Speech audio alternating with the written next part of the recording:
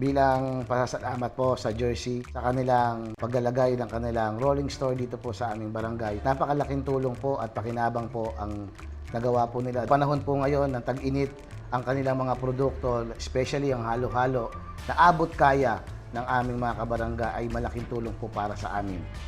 Ang mga produkto po ng Jersey ay abot kamay po, lalong-lalo na po ako bilang isang sari-sari store owner ay nakita ko po ang kaibahan ng presyo na abot kamay po para sa ating mga simpleng tao lamang.